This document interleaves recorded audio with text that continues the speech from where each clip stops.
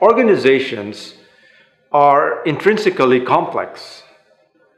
Whether you're talking about an organization that's for-profit or non-profit, each organization senses and responds to environmental factors in different ways. Each organization is complex mainly because of the people who run the organization. The management team, for example, is composed of diverse personalities. And there is a clear indication in management theory that whatever strategies that an organization comes up with is a byproduct of the caliber and makeup of the management team. That's why it has always baffled classical strategists on the ideal and optimal way of organizations to respond to shifting conditions in the environment.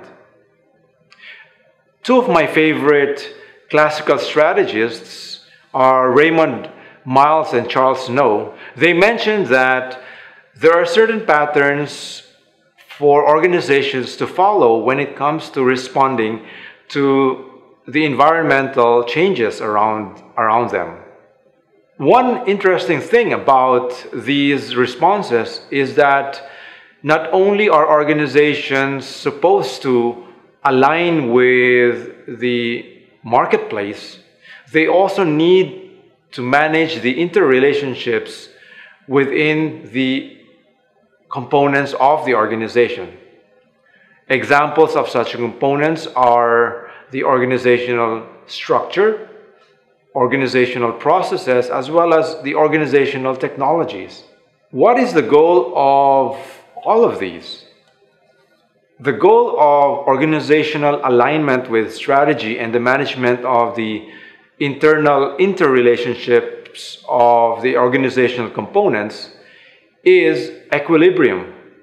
This is no different from, for example, how the human body responds to stress and trauma. The human body is versatile enough that when it senses there is imbalance within its internal functions, it is able to adapt appropriately to arrive at a state which most physiologists call homeostasis. A good example is when I join an ultra running event, such as a 50-miler or a 100-miler.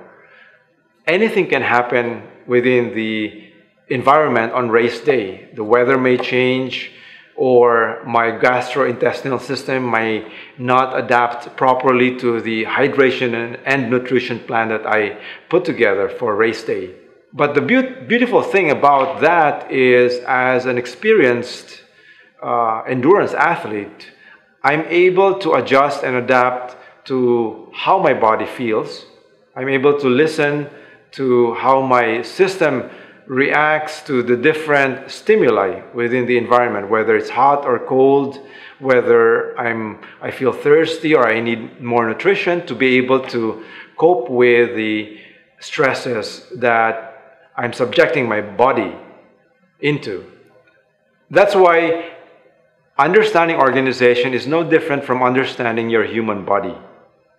When we talk about organization alignment with the environmental conditions, we simply are talking about establishing the proper state of equilibrium, both from the organizational and environmental point of view, as well as internally in the organization among the organizational structure and processes. Similarly, our human body seeks a certain state of equilibrium whenever it is subjected to stresses and trauma brought about by external and internal factors. For me, that is the beauty, real beauty about understanding organization as a system.